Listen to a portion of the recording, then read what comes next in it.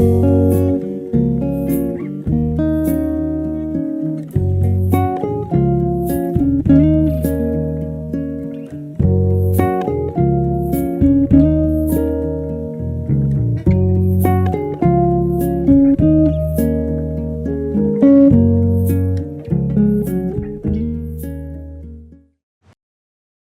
warahmatullahi wabarakatuh. Selamat datang di channel Atli Riri. Saya Riri Yakub.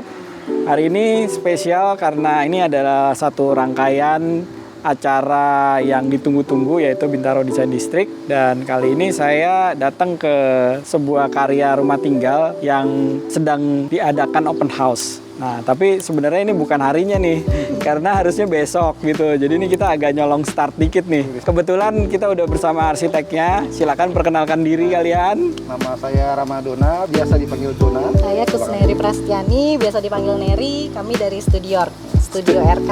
Studio RK. Wah, nah kita sekarang udah lagi berdiri nih ya di karya kalian yang lokasinya sih di Bintaro ya. Pas banget karena event Bintaro Design District ini sebenarnya pagelaran karya arsitek-arsitek di Bintaro dan sekitarnya. Pas banget mereka baru menyelesaikan satu project, yaitu rumah tinggal yang pas banget di belakang kita ini, yang akan mereka share ya. Mau kan di-share kan? Silakan, udah sini doang di-share. Jadi mungkin cerita-cerita dulu deh, latar belakang dari project ini tuh kayak gimana gitu ya. Gak usah banyak-banyak sih. Jangan rebutan. Ini karena arsitek kayak berdua nih. Semangat. Ya, kalau cerita dari latar belakang proyeknya ya, ini kita pertama kali dapat proyek ini sebenarnya jauh sebelum ownernya juga memilih site-nya sendiri. Oh gitu. Jadi keterlibatan kami tuh udah dimulai dari memilih site-nya. Nah, itu lumayan sebuah kemewahan banget ya buat arsitek ya. Iya, seru banget berarti. Betul, jadi dari sekian kaveling yang ada di cluster ini, dia kasih beberapa poin-poin yang opsi-opsi kira-kira yang mana. Terus kalau ngelihat secara plan kan kadang nggak ketahuan tuh situasi sekitarnya kayak gimana gitu. Nah, akhirnya kita sampai datang ke sini terus ngelihat semuanya, barulah akhirnya wah kayaknya ini harus yang ini aja nih gitu. Oh, alasannya kenapa? Nah, insting ya, jadi pas kita lihat di plan tuh kayak ya udah cuma di pojok gitu kan. Oh iya. Di paling ujung ya. Tapi pas lihat ke sini, wah gokil ini sih punya 270 derajat ya. Iya. Depan, samping, belakang, terus ini stepping ekstrim lembah ke bawah kan. Oh, jadi kontur Banget. ke belakang. Di bawah tuh ada 4 meter ngedrop empang. Wah. Dan di atas ada kayak Rio gitu. Iya. Tapi Rio versi Itu langsung imajinasi kemana-mana tuh ya. Langsung liar. Ini aja, langsung lihat banget ya. Bahkan sebenarnya serunya tuh ya sampai dulu ada kontainer di sini, sampai naik-naik ke atas kontainer itu untuk visioning. Untuk lihat. Bayangin nih kalau kita lokasinya di sini kita bisa lihat ke sini gitu. Mencoba membayangkan ya kira-kira. Ngayal-ngayal bareng, kasih suntikan. Iya. Berarti sebelum ada kaveling ini, briefnya juga udah dikumpulin dong ya? Briefnya nggak terlalu banyak. Dia memang mau pindah ke rumah yang lebih besar lah. Iya. Kebutuhan ruangnya ada standar butuhnya apa kan. Tapi pas nggak kesana tuh udah lebih dari kebutuhan ruang sih. Iya. Jadi cerita proyeknya wah ini asik banget nih kayak gini nih. Jadi kalau untuk kliennya sendiri sebenarnya kami juga udah kenal karena proyek sebelumnya rumah yang mereka tinggalin sekarang juga kami sempat ngolah untuk interior design. Oh, oke. Jadi udah lebih sedikit banyak udah bonding lah ya. Betul. Itu ngaruh. Itu buat arsitek tuh jadi satu anugerah tuh. Iya banget. Boleh tahu nggak berapa lama ini prosesnya? Dari desain sampai dari pas yang visioning itu ya, pas lihat-lihat di foto pertama kita tuh Oktober itu kita ngelihat site ini. Oktober tahun lalu. Tahun 2019.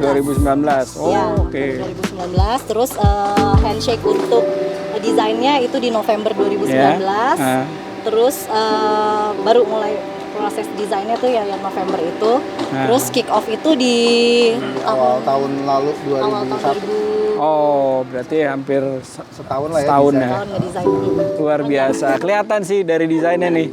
Mungkin Dona nih bisa cerita, Don. Apa sih latar belakang dari desain ini sampai jadi kayak gini? Ceritanya dari luar dulu aja ya. Kita kebetulan mumpung di luar. Pertama kan kita udah cita-cita mukanya kadang ada 3 ya. Oh, I see. Ada 3. Terus kita ngelihat dari kebutuhan ruang, wah banyak nih. Gitu. Padahal kita pengennya tuh rumah kecil aja, halamannya luas. Oh iya iya. Tapi kalau ini jadi 3 lantai, tapi kami nggak selalu pengen rumah bulky gitu. Gimana caranya? Akhirnya yaudah bikinnya seolah-olah rumah satu lantai di atas bukit. Nah, jadi yang bawah tuh ada rumah teletabisnya yang kita tusuk melalui tanah, kayak masuk lewat gunung. Ground floor-nya ya itu yang di atas beton. Jadi seolah-olah ground beton itu mewakili ground floor-nya, dia di atas batu, nah ini bukitnya. Gitu. Jadi ceritanya gitu, makanya kita ambisi waktu itu bawah tuh batu yang banyak. Jadi kayak emang kayak gunung, itu slate betonnya itu nampannya dia buat ground floor. Ya rumahnya itu yang coklat. Seolah-olah rumahnya itu doang yang coklat, jadi kayak satu lantai kan. Jadi kita punch terus ke bawah. Ceritanya begitu sih gagasannya. Cuma pas kita ngeliat lembah itu kan ada potensi skyline-nya bagus banget. Tapi yang jadi tantangan adalah privacy. Karena itu rumah tuh ada puluhan rumah berjejer ngeliatin rumah ini kan. Kita mau ngeliat, tapi gimana cara biar diliatinnya tuh nggak jadi kayak di akuarium kan. Itu dari awal kami ngasih solusinya, ini kita jangan bikin benteng tembok ya, tapi kita bikinnya tuh kayak buffer, pohon yang rapat sampai belakang, jadi kita soft, sehambal mungkin. Jadi itu pohon-pohon tuh ya nanti ya, naik tinggi ya. Dan itu udah mulai kelihatan tumbuh, dan pohonnya pun kita juga udah ngarahin bukan pohon yang ekstra padat. Dari awal tuh dari bahkan desainnya belum ada ya, jangan yang padat, tapi jangan yang jadi hiasan pendek, dia harus jadi kayak towering gitu ya. Tujuannya buat buffer privacy, cahaya, angin juga, plus itu sunrise. Jadi kebayang kalau kita lagi duduk-duduk, kita kebayang tuh pasti banyak teras-teras dan kalau ke balkon. Jadi bayangin kalau matahari sunrise kena lewat daun-daun terus seksi banget itu kan. seru banget tuh. Nah, makanya akhirnya dramatis dan itu bayang akhirnya mukanya ke situ tuh lewat si pohon itu. Jadi pohonnya tuh udah desain arsitektur salah satu si pohon itu. Salah satu yang berperan juga, ya. Masuknya juga awal-awal tuh si pohon. Biar pas udah ditempatin udah tinggi. Kita sambil jalan yuk. Ya. Nah, terus yang milih palet warna siapa nih, Don? Kita bareng-bareng sih. Kita bareng-bareng. Emang ada preferensi ownernya dengan mood material apa ini kayak natural banget kan, kayu. Ulin, ini kan ulin ya? Ulin betul. Terus apa beton yang bare kayak gini. Basicnya itu si kliennya udah punya preference pribadi juga gitu. Mereka kasih referensi gitu. Nah kalau yang kami tangkap secara keseluruhan sebenarnya referensinya itu lebih ke maskulin gitu, warna-warna maskulin. Gitu. Yang expose, terus juga earth tone gitu. Nah, jadi makanya disambung dengan warna-warna lokal gitu kan. Kita daerah kotanya juga. Kita mau lewat mana nih? Kita sini dulu ya. Sini. Kita ganti sendal dulu ya. Kok gue yang tahu ya? Tapi ini lumayan ini ya, maksudnya ini ada layer kayu terus ada beton. Betul. Tantangan di pertengahan proyek karena sebetulnya ini nggak ada intensi ada dia. Ada kanopi. Karena tadi cerita awalnya ini emang si ground floor itu duduk di atas gunung ya.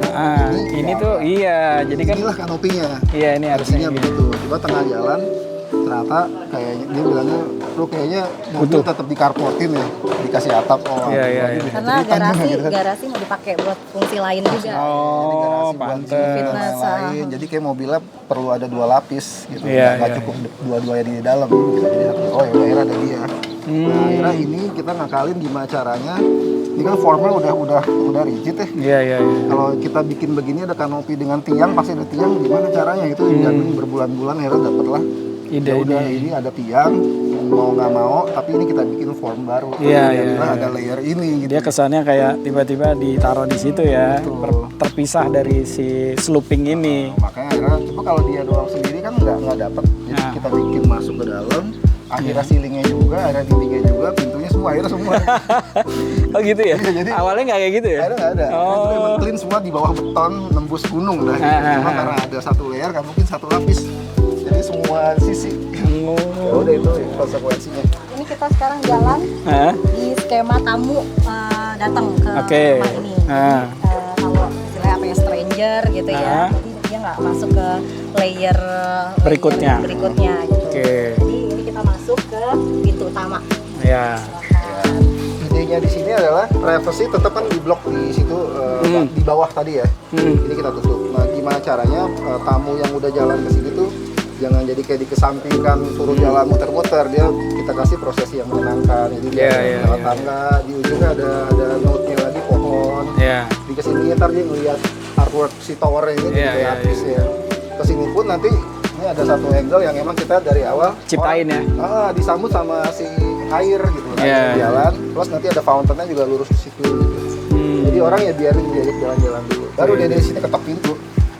Nah, menghibur tamunya lagi.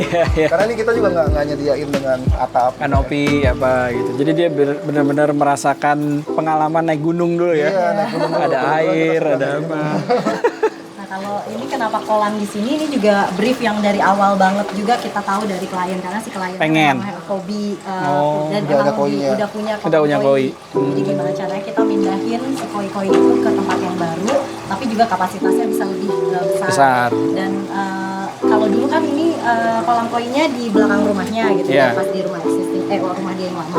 Nah kalau di sini kita pengen angkat ini buat jadi welcoming untuk orang tamu langsung menjadi first impressionnya ya dengan si koi-koinya dia. Karena ini dia banget juga gitu. Soalnya gini, kami sering lihat ada kolam koi ya, kan effort, tapi ditaruh di satu pojok. Sayang nih nikmatin. Mendingan kalau koinya udah taruh di tempat yang semuanya bisa nikmatin, ya ini salah satunya. Di tempat yang paling terhormat ya. Terhormat.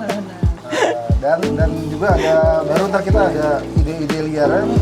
Kalau cuma dinikmatin di luar, sayang juga.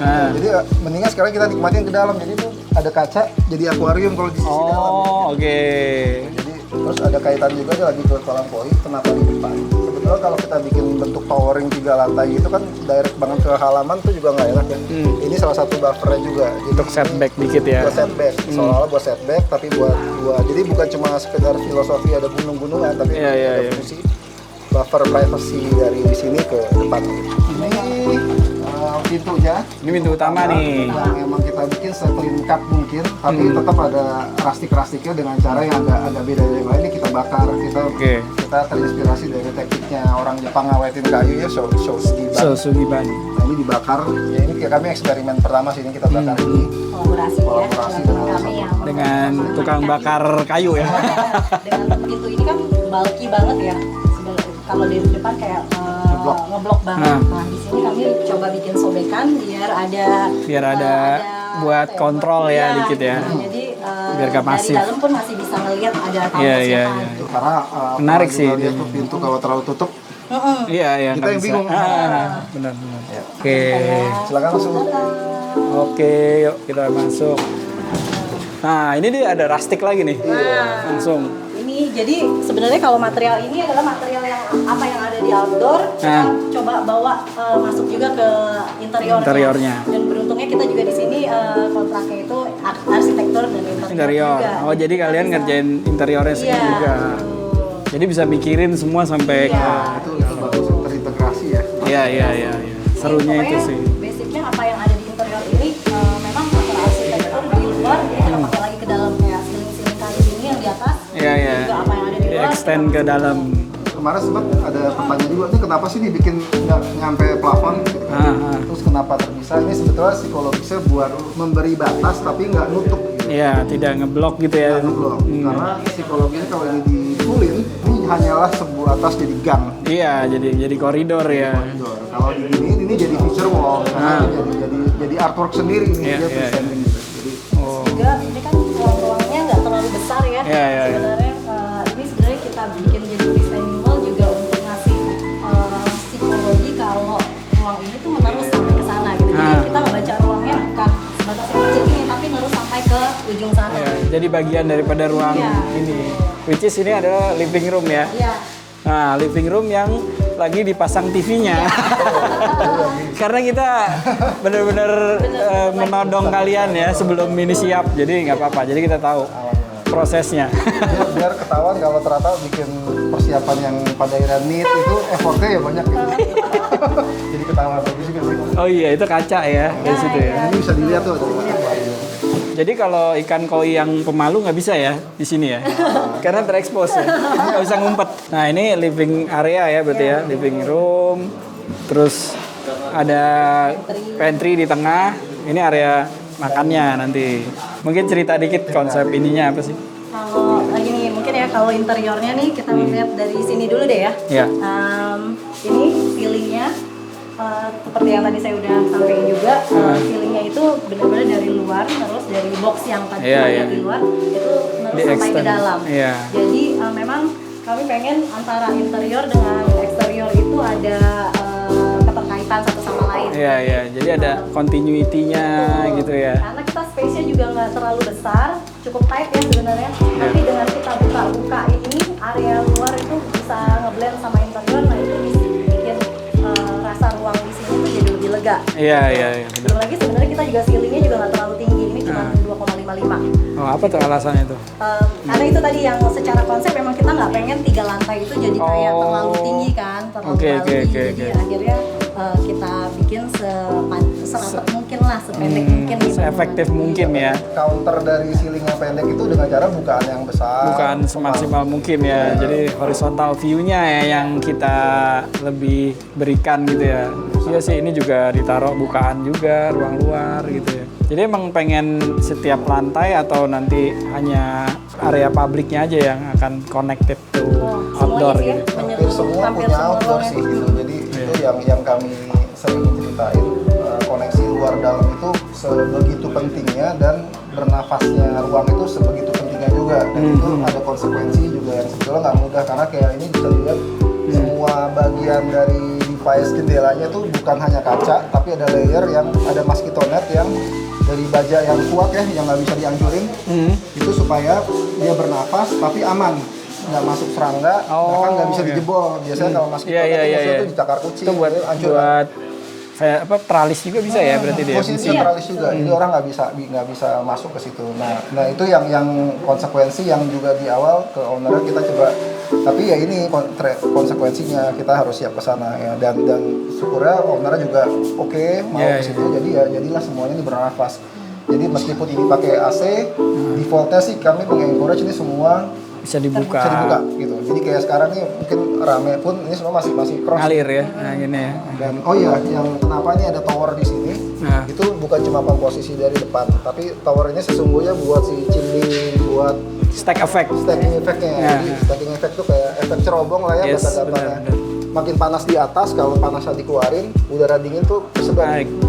Ngalir ya. Tertarik, udara dingin tertarik, ini tuh jadi inletnya. Nah itu yang sebenarnya yang kami selalu di tiap project ceritain sih.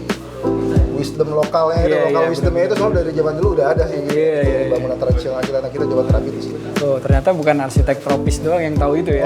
Semua arsitek di Indonesia emang wajib ya. Harusnya tahu semuanya karena kita tinggal di sini. Kita langsung ke atas. Ini tadi kalau dari depan yang si masa bangunan yang kayak tower ini nih. Iya. Untuk bernafasnya bangunan.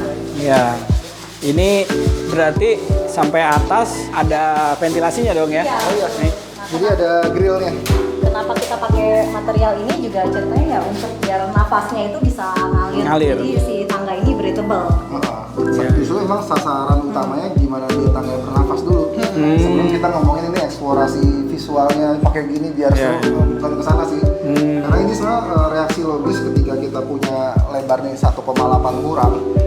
Dengan tangga, kalau konstruksi beton itu ada balok, baja dan lain-lain itu habis. Akhirnya jadi dengan cara ini kita pakai sistemnya tensile, gantung ya. Dengan dia gantung, maka kita mengeliminir elemen-elemen yang padat yang bertentangan dengan tadi gitu. Dia mau bernafas, mau clear dan lain-lain, baru timbulnya ini gitu. Dan ini emang agak seru juga karena kita juga baru pertama kali bikin. Harusnya teori bisa. Juga nih ya. Ini juga di curtain juga ya. Ceritanya di curtain juga, padahal ini semua besi konvensional, cuman dibiarin karat sepanjang project dari awal. Pas di titik, udah di titik yang diinginkan stop, ditembak coating yang emang dia stop karatnya gitu. Jadi ini salah satu untuk mereduksi struktural tangga ya, supaya dimensinya tetap dapat. Nah ini lantai, berarti bilangnya lantai 2 ya? Lantai 2. Lantai 3. Lantai private, berarti isinya adalah area-area kamar. Nah kalau ini tadi belum diceritain. Ini. Jadi ada salah satu percakapan dengan usia yang sekarang mungkin masih oke naik tangga, tapi ketika ini emang jadi rumah sampai akhir tua nanti, biasanya ada tuh kebutuhan lift. Iya. Oke, jadi ini akan jadi pit lift nih. Kalau kami pernah lihat ada misal kalau kebutuhan lift di belakangan ntar ada di fasad tuh udah lift kan, mau lift di aduh nggak mau. Kita siapin dari awal, tapi pertanyaan berikutnya terus kalau nggak dipakai buat apa gitu. Ya ini kita bikin jadi awkward centernya, jadi ada kayak nooknya, ada niche-nya buat taruh si sculptural gitu. Nah ini pakai lantai 3. Oke, berarti ini di lantai ini ada berapa kamar nih? Ada 3. 3. Oke, 2 berarti kamar anak, 1 kamar utama. Nah ini juga nih kita bikin dari awal kenapa simpulnya begini, itu kan corong udara dan cahayanya ya. Ini inlet dan atau outletnya udara juga, jadi dia harus cross. Karena kalau ini koridornya ditutup dengan kamar jadi bottleneck, jadi dead end itu malah mati kan. Jadi makanya dibuat begini. Plus ini di sini ada fitur kok ada pohon yang panjang. Yang dari teras bawah lantai 2 tadi. Langsung kita harus pesen 8 meter supaya dia lewat ke rooftop. Nanti kita lihat di rooftop. Jadi kita juga keluar di atas gitu. Kamar dulu, anak dulu. Jadi ada 2 kamar. Pertama, kamar anak laki-laki. Ini juga berarti interior kalian ya? Iya. Nah ini yang kita lihat dari fasad nih ya? Iya, ini si fasad itu. Ini shading ya berarti ya fungsinya ya? Untuk secondary skin. Jadi memang kalau misalnya musuhnya kita buka sebesar-besarnya itu kan secara visual orang juga bisa melihat dari luar kan. Iya. Nah, jadi kami coba cari cara juga gimana look yang bagus untuk fasad, tapi juga dia bisa ngasih nafas, bisa meneruskan udara ke dalam, tapi juga bisa untuk menghalangi visual dari luar bisa melihat ke dalam. Iya. Jadi akhirnya pakailah kayu ulin ini gitu. Bentuk sirip-sirip kan mewah ya pakai ulin ya karena kan outdoor ya jadi harus lifetime gitu. Iya. Peace of mind sebetulnya memang sih dia expensive ya, tapi ya ini udah kami sempat bilang ini di coating nggak usah gitu. Iya nggak perlu aja gitu. Dia udah punya auranya sendiri kan, jangan di coating juga. Iya. Dan ini juga kayaknya bongkaran ya, ulin bongkaran. Enggak sih, tapi sengaja digituin. Yang memang baru potongan chainsaw-nya. Jadi nggak usah diapa-apain lagi gitu. Kalau sisi ini baru sisi playful-nya buat anak. Iya. Yang harus terapi, ya kita adapt ke situ juga. Kayaknya anaknya pengen jalan-jalan keliling dunia tuh kayak. Termotivasi. Kamar tidur anak yang pertama sebenarnya anak perempuan, view 90 derajat. 2 bukaan ya. Nah, potensi itu yang kami lihat ruangan ini. Dan dari kalau kita ngeliat di depan itu tadi ada si box melayang itu yang kita emang fight untuk dia terlihat seperti box melayang dengan cantilever ya, cantilever. Nah itu ya di sini nih Pak kita munculinnya. Iya. Di sini yang paling bisa menikmati ya si kamar ini ya. Betul. Nah, itu juga dibikin itu ya? Iya, dan ini open corner tadi supaya kelihatan. Ini lagi mau nutup nih, misalnya lagi nggak pengen dilihat. Ya ini tadi ditutup, sekarang dibuka-buka, langsung terang kan? Yang barangkali mau mudik gitu kan? Gitu. Atau lagi nggak suka nih sama itu, tutup aja. Dan ini sengaja di-push tanpa kolom ya di ujungnya. Iya. Gitu. Supaya dapat sensasi melayangnya biar dapat. Gitu. Sensasi berapa? 190 derajat. Nah ini tadi Mas Riri, jadi ini kayak gini kan? Iya, mosquito net. Ini ada mosquito net.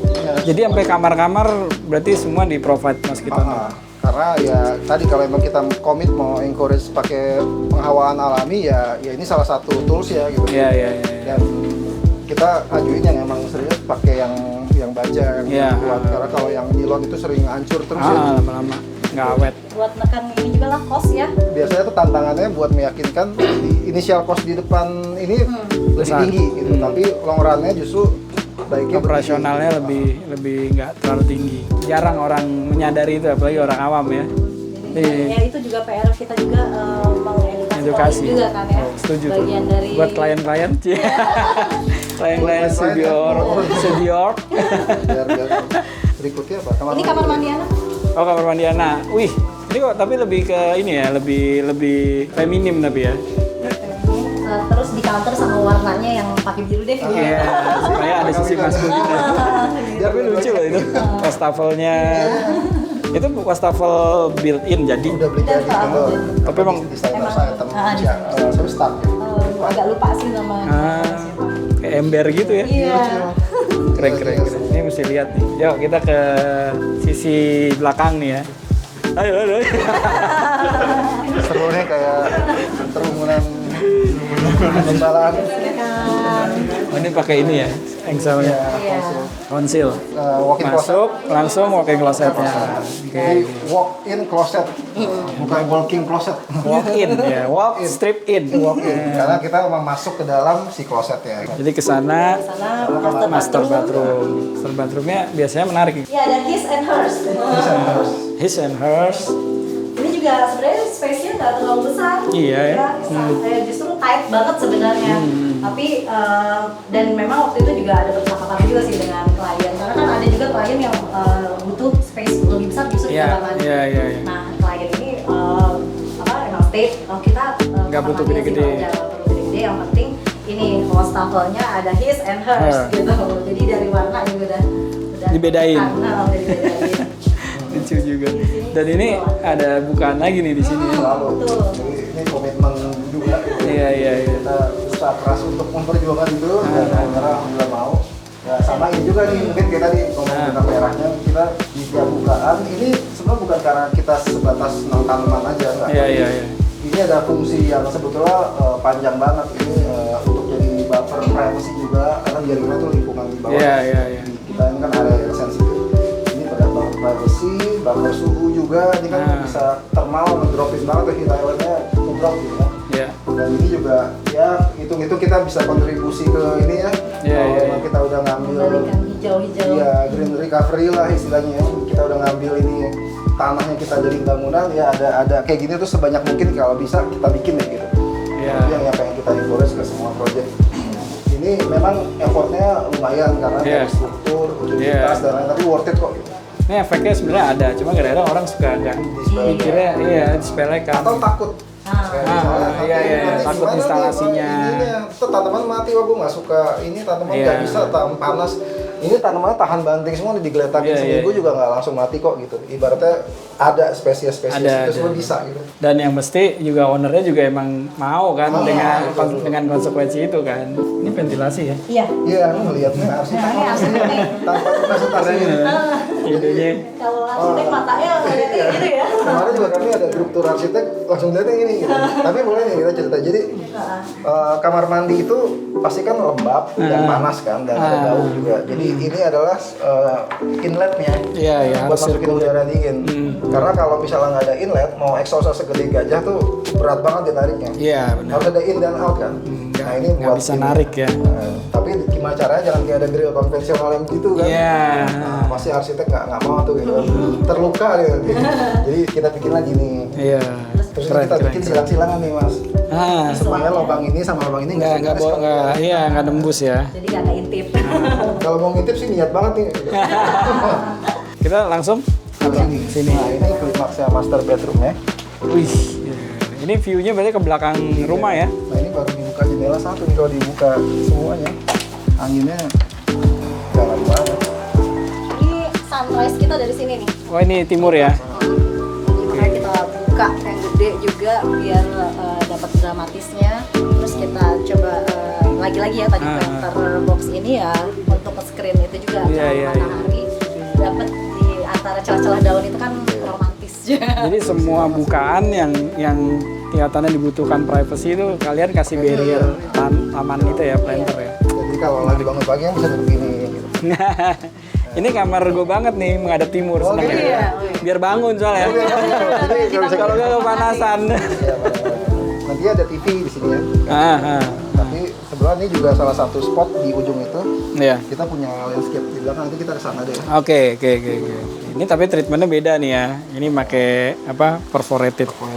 Kamarnya juga simpel aja ya. Iya, simple. Itu pun juga kita buka tuh. Jendela di sini udah masuk toiletnya juga. Jadi kalau silang ke sana, ada. Jadi ini semua kalau mau dibikin silang, semua silang. Silang semua. Terus ini juga kalau mau overlook ke bawah tadi teras yang di lantai 2 buat ngintip ya. Jadi kalau misalnya nih, wah anaknya ada siapa tuh? Oke, kita ke lantai terakhir ya. Kita ke lantai terakhir. Nah ini nih mas, salah satu fitur yang juga kita janjikan. Oh ini ya, ventilasinya ya berarti ya di atas ya.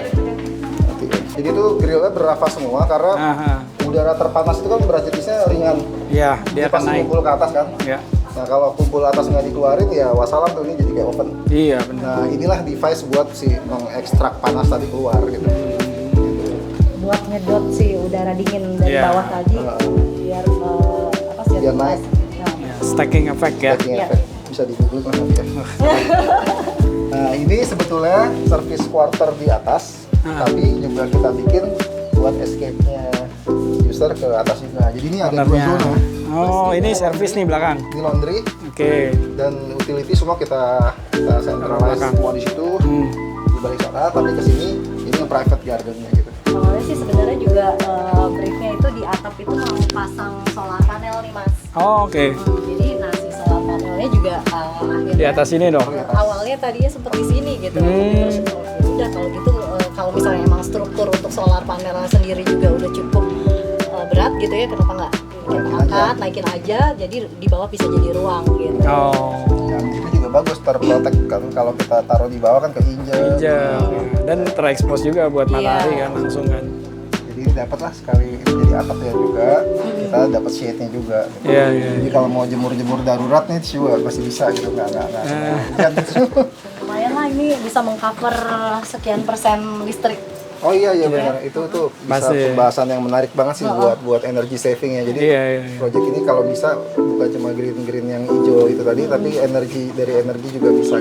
Conserve energinya ada ya, gitu dengan penggunaan. Belum zero ya, tapi penggunaan lumayan. Teknologi. Ini Kayaknya 20% sih coverage. Oh iya, lumayan.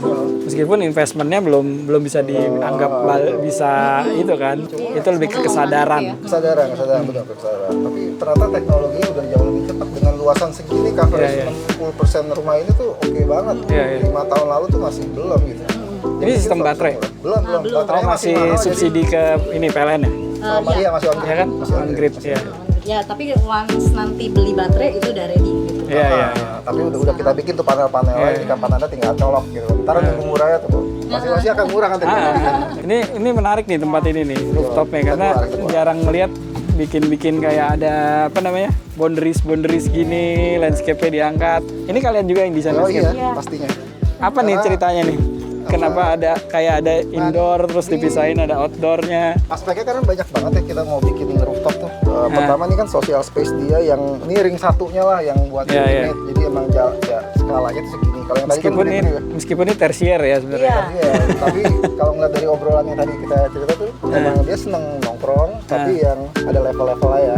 Iya. Kalau ngobrol yang cuma circle kecil-kecil di sini, tapi sebenarnya juga emang kebetulan kan kita seneng tanam, owner juga senang tanaman. Nah, terus kita pilihin spektrum tanaman yang emang di atas, nih tanaman yang kuat panas semua, yang urusan semua. Jadilah akhirnya nih ada kaktus. Temanya dia udah ganti nih, gitu, switch. Kaktus, yang businya, terus ada olive, dan batu-batuan. Jadi emang taman kering, tapi tetap adem. Nah, jadilah komposisinya begini. Kalau yang di bawah tadi lebih tropis. Ya, philodendron yang banyak. Di sini ya kaktus, sukulen. Dan satu lagi, di rooftop itu potensi terkayanya adalah langit. Benar. Kalau kita bikin vegetasi yang kanopi, sebenarnya kita menghilangkan potensi itu. Sayang. Jadi ini emang atap buat ngeliat bintang, langit, dan lain-lain. Jadi ini harus se-clear mungkin. Iya. Cuma musuhnya buat tanaman di sini tuh, ini kan keras banget ya buat tanaman. Nggak bisa semua tanaman tropis tuh di rooftop. Iya. Gampang meninggal ya. Jadi tanaman yang ini nih, kalau boleh dilihat tanaman yang kuat-kuat. Bandel-bandel semua nih ya. Ini apa namanya? Love grass. Iya, ini malah dia berbunga tuh cepet banget. Kalau panasnya dapet bagus.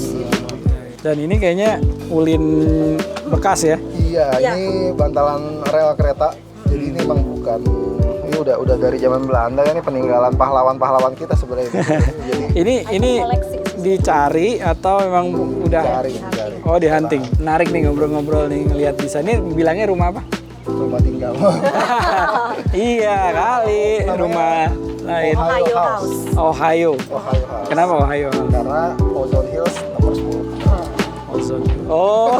Jadi Ohio tadinya. Pasti lihat tulisannya kok kayak Ohio ya dibaca. Ohio. Jadi Ohio deh. Plesetan juga. Ternyata kalian ya. Ya liburan lah ya. Itu sebenarnya ada satu staff kami yang emang agak lucu nih, ganti-ganti. Oh. Gitu kan. Jajan staff itu khusus nyari-nyari. Jangan. Ntar kita panggil. Boleh juga ya, spesial ya dia. Spesialis untuk nyari-nyari itu. Nyari nama ikonik. Ya wes, kalau gitu terima kasih banget inspirasinya dari Donna, Mary, dan Studio Org ya. Iya, Studio Org. Desain bilang? Studio Org Design. Ya. Mudah-mudahan karya-karyanya ke depan akan lebih inspiratif lagi. Prinsip-prinsip desain yang menarik tadi diceritain juga itu bisa juga memberikan informasi dan edukasi buat teman-teman di sini yang nonton. Ya, kita nanti mau ngobrol-ngobrol dikit ya di bawah ya soal Studio Org. Jadi kita untuk home tour-nya kita sudahi sampai di sini dulu. Terima kasih, jangan lupa like, subscribe dan komen. Bye bye.